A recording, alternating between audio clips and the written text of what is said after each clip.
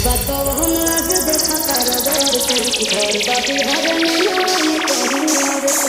सागर राज, DJ सागर राज, DJ सागर राज, DJ सागर राज। नमस्ते मेरी प्यारी पब्लिक। तो कैसे हैं आप सब? आप सब के लिए हम एक बार फिर से कुछ नया लेकर आए हैं। तो फालतू की बकवास न करते हुए चलिए स्टार्ट करते हैं एक जबरदस्त साउंड टेस्टिंग। पहले आप सबको हम सुनाते हैं अपना मधुर वोकल।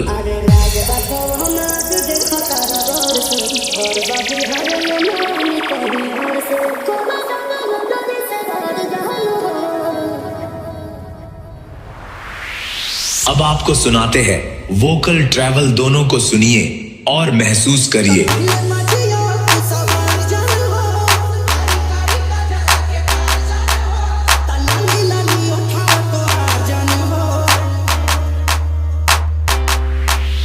अब आपको सुनाते हैं अपना पावरफुल हमिंग वाइब्रेशन।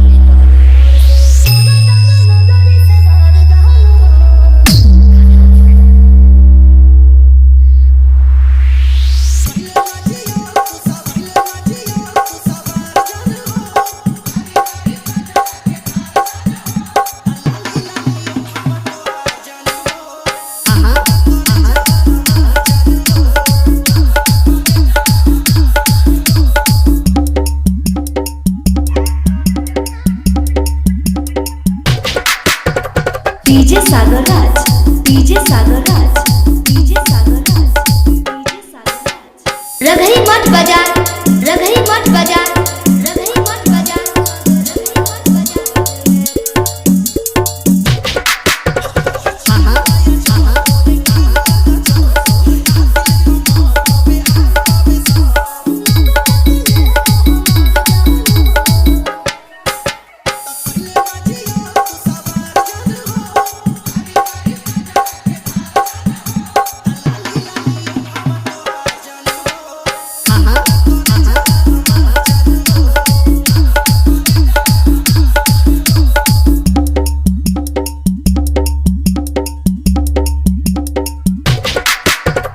डीजे सागर राज, डीजे सागर राज, डीजे सागर राज।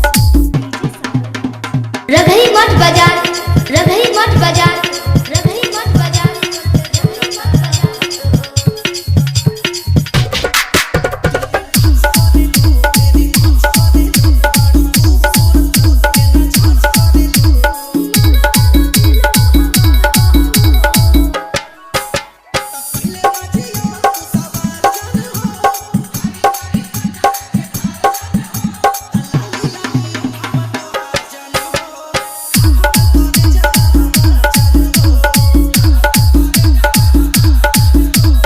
डीजे सागर राज, डीजे सागर राज, डीजे सागर राज, डीजे सागर राज।